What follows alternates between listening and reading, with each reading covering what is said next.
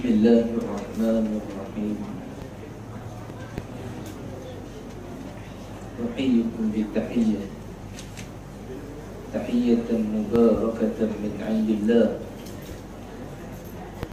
Tahiyyatul Islam assalam. Assalamu alaikum warahmatullahi wabarakatuh. Alhamdulillahilladzi arsala rasulahu bil huda wa dinil haq liyuzhirahu 'ala ad-din kullihi walau karihal kafirun. Ashhadu an la ilaha illallah wa ashhadu anna sayyidana Muhammadan 'abduhu wa rasuluh. Allahumma salli 'ala sayyidina Muhammad wa 'ala ali sayyidina Muhammad. Qala rabbi shrah li sadri wa yassir li amri wahlul 'uqdatam min lisani yafqahu qawli. Qala fa inna asdaqal hadithi kitabullah wa khairal hadi hadi Muhammad sallallahu alaihi wasallam wa syarrul umuri muhdatsatuha wa kullu muhdatsatin bid'ah wa kullu bid'atin dhalalah wa kullu dhalalatin finnar. Alhamdulillah, masih lagi diberi kelapangan masa kepada kita, diberikan kesihatan tubuh badan kepada kita, digerakkan hati-hati kita untuk kita keluar daripada rumah kita, kita pergi ke surau, ke masjid, kita menunaikan sembahyang Isyak berjamaah. Kemudian kita boleh solat sunat tarawih, kita sunat witir. Alhamdulillah, Allah Ta'ala pilih pula kita boleh dengar tazkirah yang sama-sama kita sampaikan, saya akan sampaikan insyaAllah. Seperti mana kalau tuan-tuan masih lagi perasan saya, orang kata perasan, ingat lagi saya ketika mana pertemuan kita yang sebelum ini, kalau tak silap tahun ini tahun yang ketiga saya di surau ini, dan tahun lepas saya baca kuliah tetap di sini, tapi tak sampai beberapa bulan saya terpaksa balik ke Kedah semula kerana ada beberapa urusan yang penting, saya terpaksa balik semula ke Kedah. Jadi Alhamdulillah hari ini kita masih ditemukan oleh Allah Ta'ala. Bagaimana selalu saya sebut dan saya ulang kepada tuan-tuan, supaya hadis yang Nabi sebut ini dia ingat di dalam kepala kita, kemudian kita boleh hadam, kita boleh hafal, kita boleh amalkan apa yang cuba disampaikan oleh baginda Nabi SAW. Bagaimana Nabi sebut, man salaka tariqan yaltamisu fihi 'ilma sahhalallahu lahu bihi tariqan ila al-jannah. Hadis yang selalu diperkatakan.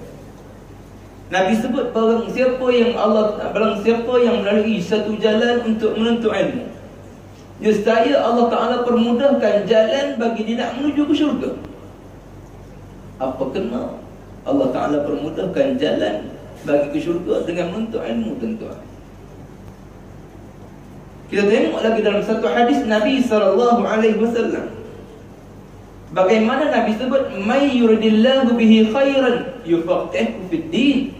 Barang siapa yang Allah Ta'ala nakkan kebaikan pada diri dia, nescaya Allah Ta'ala beri dia kefahaman dalam agama.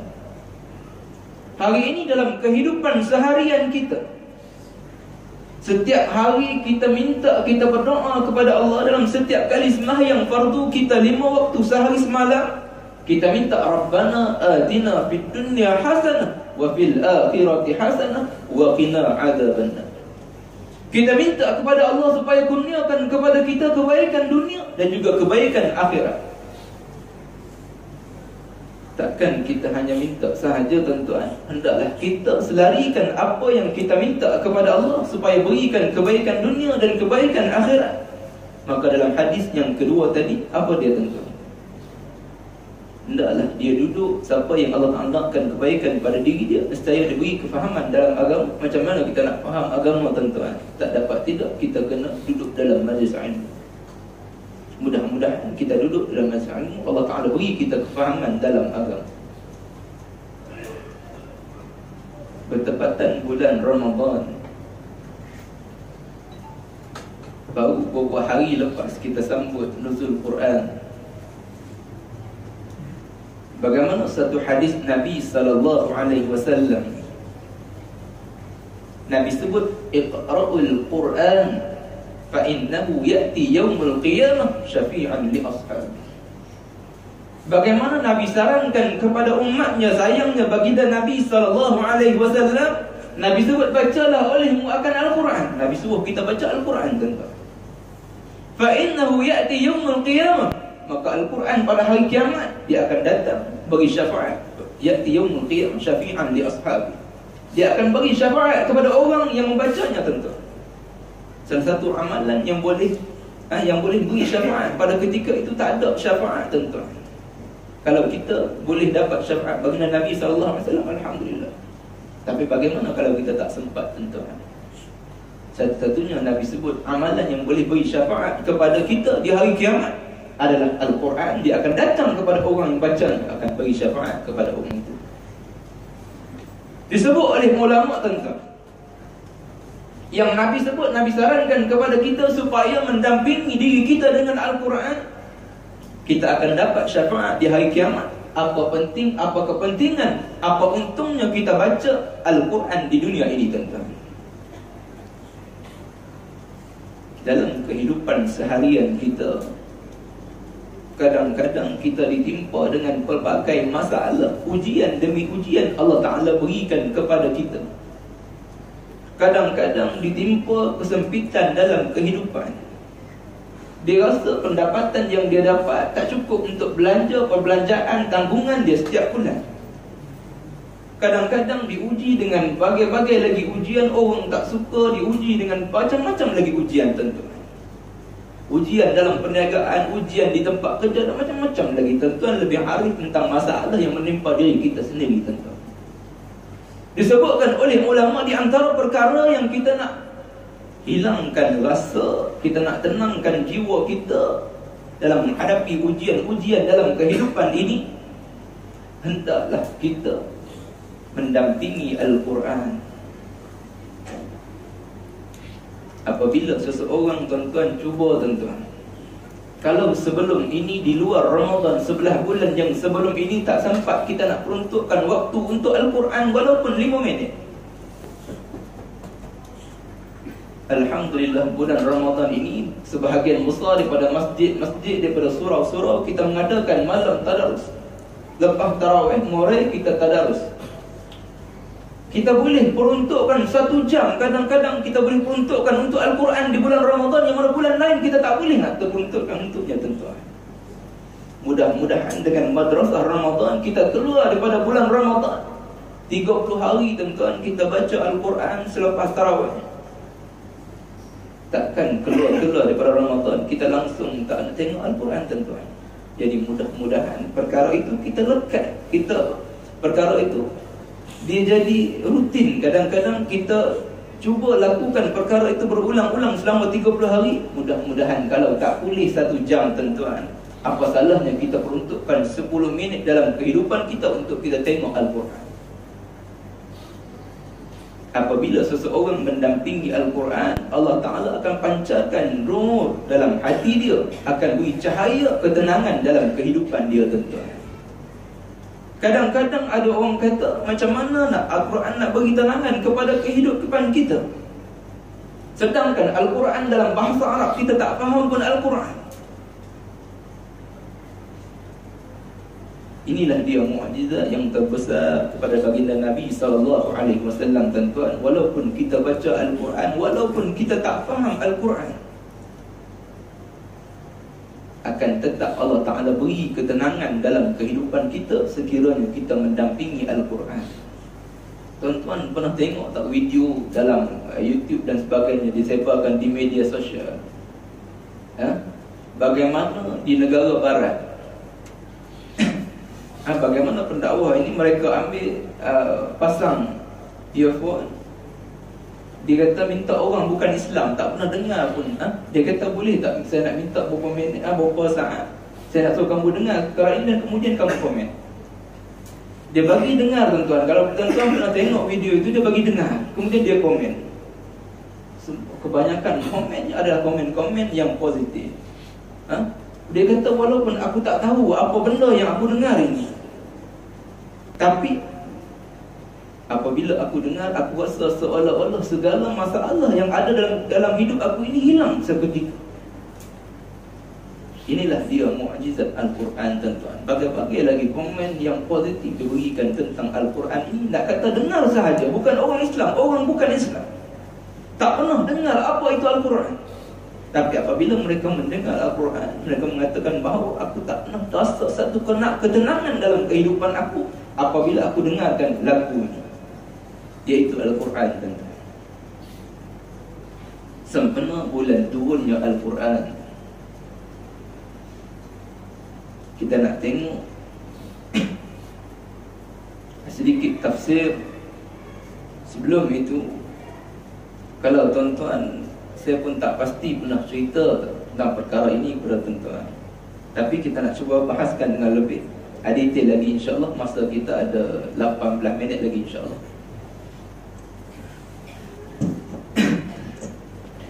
Kalau kita baca dalam Al-Quran, cuba di samping tuan-tuan baca Al-Quran, kita tengok surah-surah di belakang Al-Quran. Bermula daripada surah Al-Fatihah, Al-Baqarah, hatta surah An-Nas. Kata guru saya, apabila kamu sedar bahawa kamu adalah seorang manusia, apabila kamu mengaku bahawa kamu adalah manusia, maka tidak dapat tidak kamu tak boleh lari daripada 3 golongan yang Allah Ta'ala sebutkan dalam surah-surah dalam Al-Quran. Dalam Al-Quran ada 3 surah menceritakan 3 golongan manusia. Bagaimana surah yang pertama dikatakan dalam surah Al-Kafirun, Allah Ta'ala sebut qul ya ayyuhal kafirun la a'budu ma ta'budun ila akhir surah. Bagaimana Allah Ta'ala cerita perihal perangai orang-orang kafir ini dalam surah Al-Kafirun. Lalu apabila kita mengaku bahawa kita seorang Islam, saya seorang Muslim, maka tertolak daripada surah yang pertama, iaitu surah Al-Kafirun. Berbaki lagi 2 surah, yang mana kata guru saya 2 surah ini adalah pecahan daripada orang-orang Islam itu sendiri tuan-tuan. Apabila kita bukan orang, kita beriman, kita seorang mengaku seorang Islam, maka kita tertolak daripada surah yang pertama. Maka berbaki lagi 2 surah, sama ada kita salah satu daripada surah yang pertama, daripada pecahan yang pertama ini, ataupun daripada pecahan yang kedua ini tuan-tuan. Cuba tuan-tuan perhatikan tuan-tuan, apabila kita mengaku sebagai seorang Islam, maka tak dapat tidak kita mesti berpecah kepada 2 golongan. Islam tak akan satu tuan-tuan, mesti berpecah kepada 2 golongan.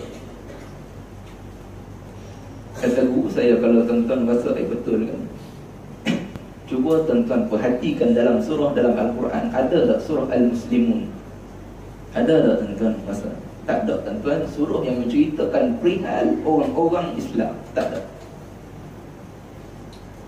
Pecahan daripada orang Islam ini, kata guru saya, yang pertama daripada pecahan ini dalam surah Al-Mu'minun. Allah Ta'ala ceritakan qad aflahal mu'minun alladhina hum fi salatihim khashi'un ila akhir surah. Tuan-tuan boleh tengok tafsir, boleh tengok terjemahan surah Al-Mu'minun, bagaimana Allah Ta'ala ceritakan satu persatu kebaikan, kelebihan orang-orang yang betul-betul beriman kepada Allah. Kemudian berbaki lagi 1 surah pecahan daripada orang Islam ini. Apa dia tuan-tuan? Surah Al-Munafiqun. Bagaimana Allah Ta'ala ceritakan dalam surah Al-Munafiqun, imam yang kedua kita baca tadi tuan-tuan, dengan lagu Syekh Musyari, Syekh Al-Ahfasi, baca surah Al-Munafiqun ini. Bagaimana Allah Ta'ala ceritakan, idza ja'akal munafiquna qalu nashhadu innaka la rasulullah wallahu yashhadu innal munafiqina lakadzibun. Allah Ta'ala cerita satu persatu perihal keburukan perangai orang-orang munafik ini, tuan-tuan. Sama-sama kita muhasabah diri kita, bagaimana Islam ini ada golongan yang betul-betul beriman kepada Allah, dan ada golongan yang mana zahirnya mereka ini seolah-olah beriman, tapi dalam diri mereka, dalam hati mereka sentiasa mereka bukan hanya tidak percaya kepada Allah, bukan hanya mereka tidak percaya kepada baginda Nabi SAW, bahkan mereka ini tak suka melihat akan kemenangan Islam dan sentiasa memikirkan bagaimana nak mecah belahkan umat Islam, tuan. Kalau kita tengok dalam sejarah, bagaimana Abdullah bin Ubay, dia berada dalam satu majlis ilmu bersama dengan Nabi SAW, sembahyang berjamaah bersama dengan Nabi SAW, menyertai peperangan bersama dengan Nabi SAW, tapi dia dikenali dalam sejarah sebagai seorang yang digelar sebagai bapa munafik, tuan-tuan. Inilah dia kehidupan seorang lelaki, seorang yang disebut Abdullah bin Ubay ini digelar sebagai bapa munafik, yang mana sentiasa buat masalah dalam kalangan umat Islam, tuan-tuan. Hari ini kita nak lihat tafsir, kita tengok sedikit tafsir dalam surah Al-Munafiqun. Bagaimana di akhir surah Al-Munafiqun ini, tuan-tuan, Allah Ta'ala dah tak cerita dah. Di awal-awal Allah Ta'ala cerita perangai orang-orang munafik pada ketika itu. Dan di akhir surah Al-Munafiqun ini, Allah Ta'ala seru kepada orang-orang yang beriman. Bagaimana Allah Ta'ala sebut, ya ayyuhalladzina amanu la tulhikum amwalukum wala auladukum an dzikrillah wa man yaf'al dzalika fa ulaika humul khasirun wa anfiqu mimma razaqnakum min qabli an ya'tiya ahadakumul maut fayaqul rabbi lawla akhartani ila ajalin qarib فأصدق وأكن من الصالحين ولن يؤخر الله نفسا إذا جاء أجلها والله خبير بما تعملون. Bagaimana dalam ayat ini, tuan-tuan, Allah Ta'ala menyeru kepada orang-orang beriman. Allah Ta'ala peringatkan kepada orang-orang yang beriman ini, la tulhikum amwalukum wala auladukum an dzikrillah. Allah Ta'ala peringatkan supaya janganlah kamu dilalaikan oleh harta benda kamu, anak pinak kamu, daripada kamu mengingati Allah. Allah Ta'ala peringatkan supaya kepada orang beriman, janganlah dilalaikan oleh harta benda dan anak pinak kita daripada kita mengingati Allah. Kemudian Allah Ta'ala tegaskan, wa man yaf'al dzalika fa ulaika humul khasirun. Allah Ta'ala tegaskan, barang siapa yang melakukan perkara ini, dilalaikan oleh harta benda dan anak pinak, maka Allah Ta'ala sebut fa ulaika humul khasirun, maka mereka ini dari kalangan orang-orang yang rugi. Kemudian seterusnya Allah Ta'ala sebutkan lagi, Allah Ta'ala sarankan kepada umat manusia yang beriman ini, Allah Ta'ala sebut, wa anfiqu mimma razaqnakum, maka kamu infakkanlah sebahagian daripada harta yang kami rezekikan kepada kamu. Kemudian Allah Ta'ala cerita, Allah Ta'ala bawa datang satu contoh, tuan-tuan, yang sangat beri pengajaran kepada orang yang hidup. Allah Ta'ala sarankan, wa anfiqu mimma razaqnakum, maka kamu infakkanlah sebahagian daripada harta yang kamu miliki, kami rezekikan kepada kamu.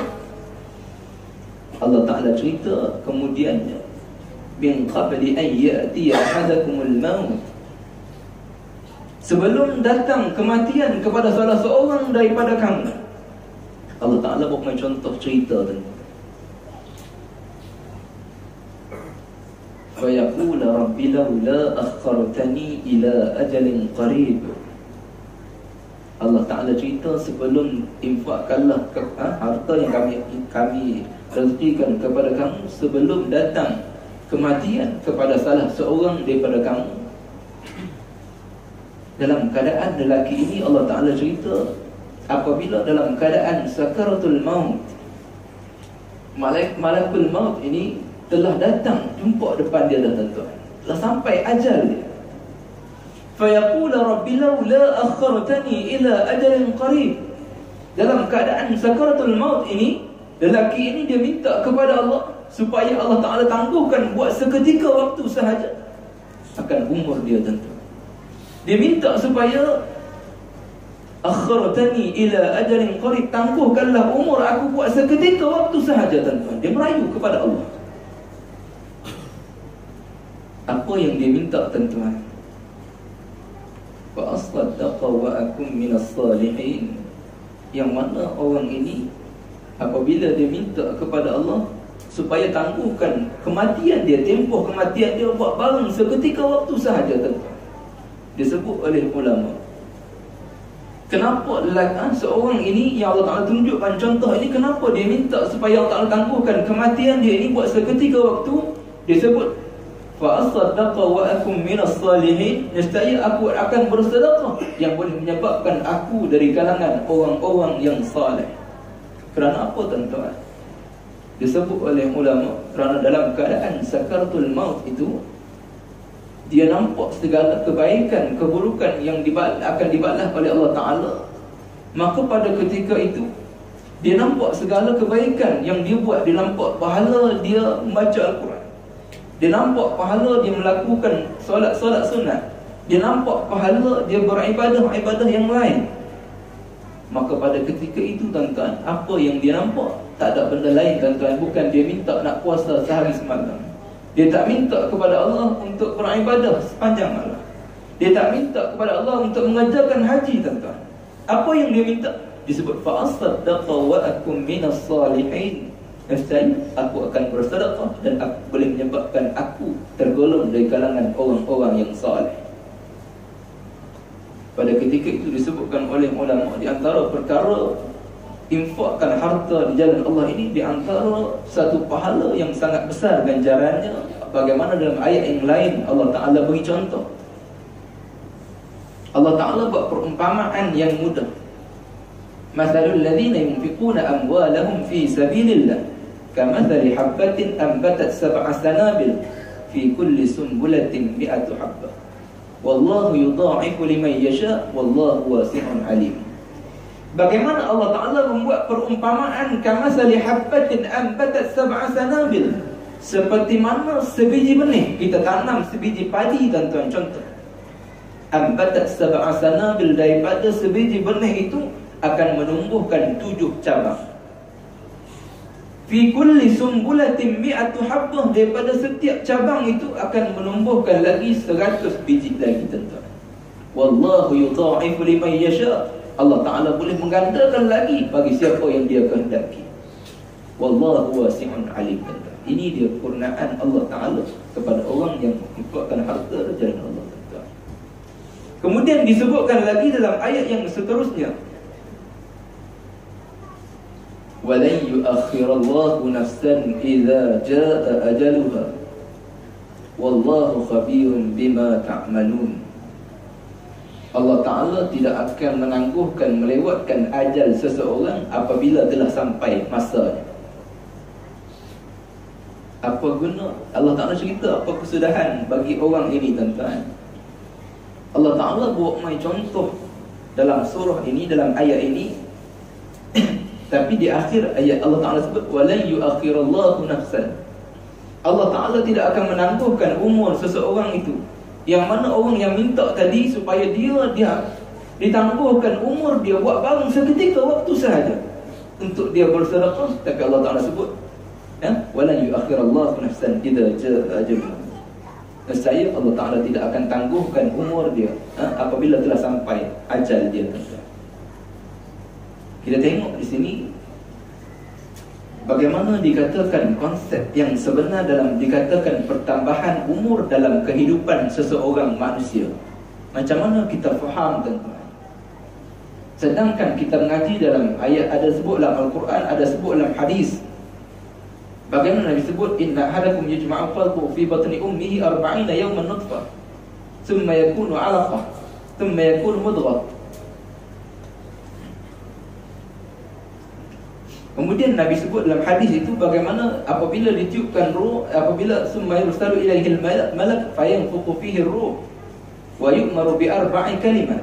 Yang mana apabila kita berada dalam umur 40 hari yang ketiga dalam perut ibu kita, maksud dia 4 bulan, Allah Ta'ala utuskan seorang malaikat untuk menuliskan tentang 4 perkara. Yang pertama, bikatabi rizqihi, dituliskan tentang rezeki kita ketika mana umur kita 4 bulan.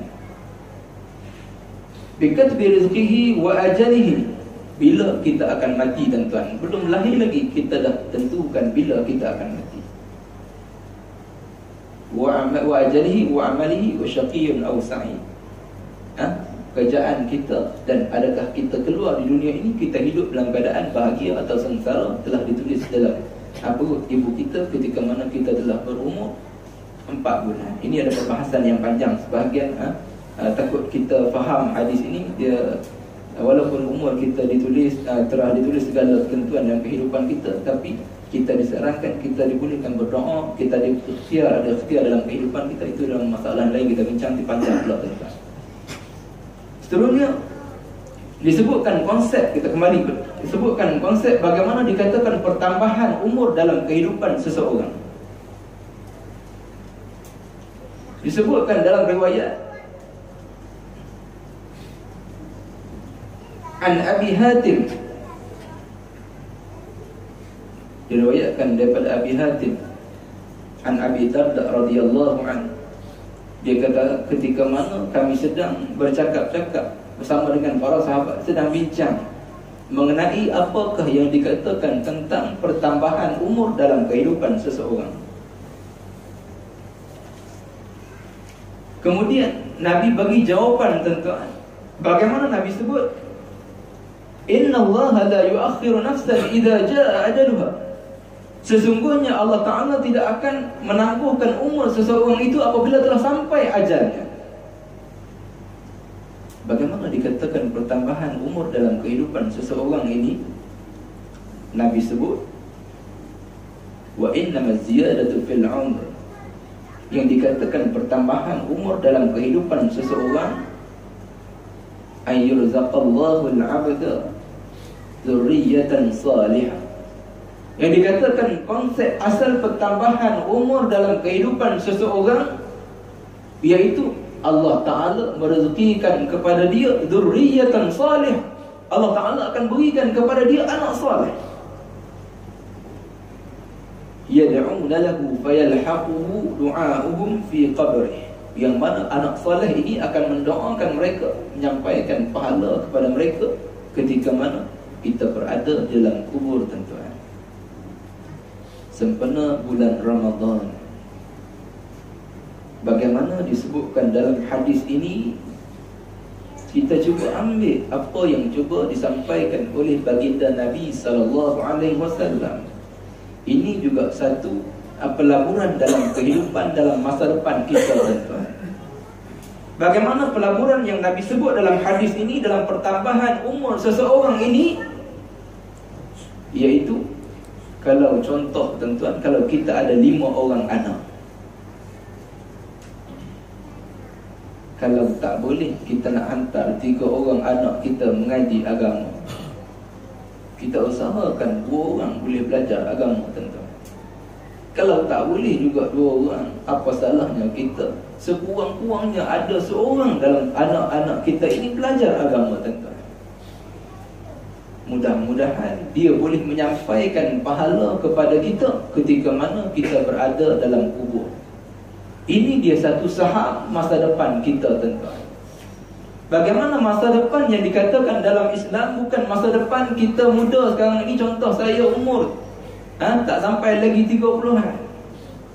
Masa depan saya bukan umur 5-60 tahun, masa depan saya tuan-tuan. Masa depan kita yang sebenar adalah alam akhirat yang kekal abadi.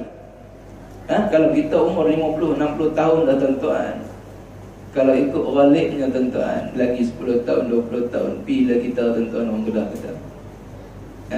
Nabi sebut umur ummati baina 60 wa 70. Umur umat aku ini di antara 60-70 tuan-tuan. Kalau ada yang lebih, Allah Ta'ala bagi subsidi lebih sikit tentang umur dia. Tapi ghalibnya, biasanya umur umat Nabi Muhammad, umat akhir zaman ini 60 tahun, 70 tahun. Maka kembalilah kita kepada Allah tuan-tuan. Yang mana dikatakan umur, pertambahan umur dalam kehidupan kita, kita dah mati umur 63 tahun contoh. Allah Ta'ala kurniakan, rezekikan kepada kita seorang anak yang soleh. Maka anak kita akan menyampaikan pahala beristighfar kepada kita, bagi mendoakan kita, menghadiahkan pahala kepada kita. Maka kalau dia hidup lagi 40 tahun tuan-tuan, 40 tahun kita akan dapat pahala walaupun kita duduk dalam kubur tuan-tuan.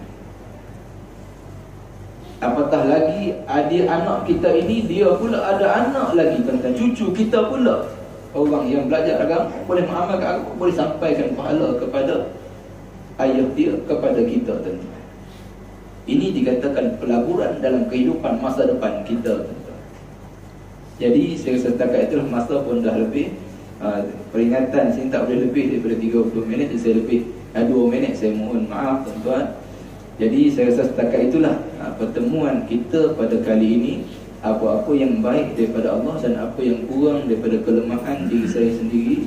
Jadi saya rasa setakat itulah pertemuan kita pada malam ini. Yang penting rumusan dia tuan-tuan. Saya minta lagi 2 minit tuan-tuan buat kesimpulan. Yang mana kita gunalah bagaimana yang hadis yang pertama sekali kita pentingkan dalam kehidupan kita. Kita biasakan diri kita untuk kita menuntut ilmu tuan-tuan. Yang mana menuntut ilmu ini memanglah susah, memanglah payah, nafsu tak suka kepada menuntut ilmu ini tuan-tuan.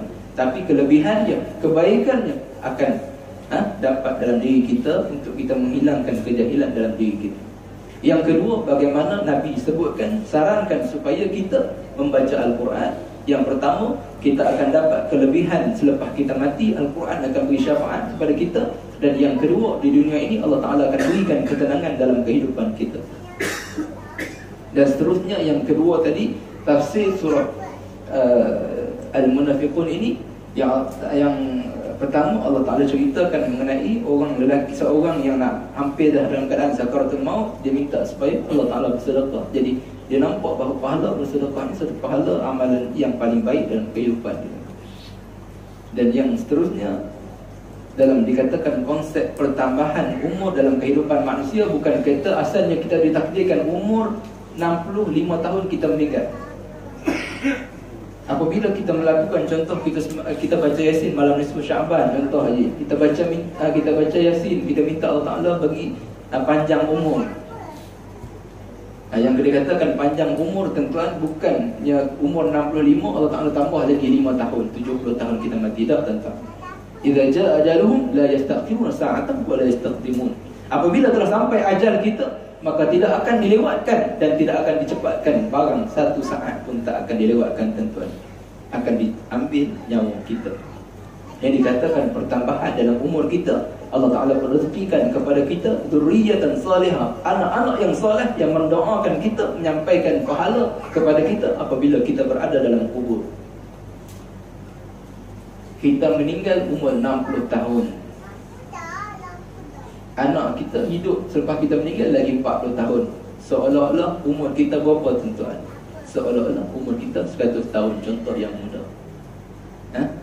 Dalam hadis yang lain lagi, ilmu yang bermanfaat dan juga sedekah jariyah, kita bersedekah jariyah, kita infakkan, kita buat kita beri wakaf masjid, buat surau, beli kapet dan sebagainya. Itu mengalir juga pahala ketika mana kita mati. 3 perkara sahaja yang menyampaikan pahala kepada kita ketika mana kita mati, iaitu 3 perkara tadi yang kita sebutkan tuan-tuan. Jadi saya rasa setakat itulah, saya dah ambil masa tuan-tuan 5 minit. Saya mohon maaf sebab seronok saya duduk surau ni. Sebelum ni ada kuliah tapi terpaksa balik ke Kedah, jadi tak boleh nak sambungkan pengajian kitab kita. Jadi insyaAllah kalau ada rezeki kita jumpa lagi tahun depan insyaAllah. Jadi saya sudahi dengan tasbih kafar dan suratul Asr.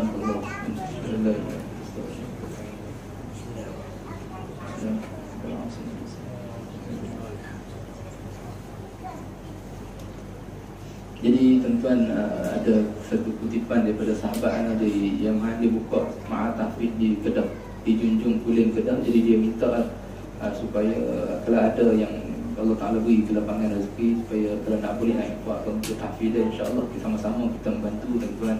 Saya pun sebenarnya segan, tapi ajak daripada kawan nak bangunkan ma'at tahfiz dia. Jadi kalau tuan-tuan Allah boleh nak infak, insyaAllah. Dan juga ada madu daripada Yaman, kalau tuan-tuan nak tengok dulu lagi, boleh insyaAllah, bagi yang berminat, insyaAllah. Assalamualaikum warahmatullahi wabarakatuh.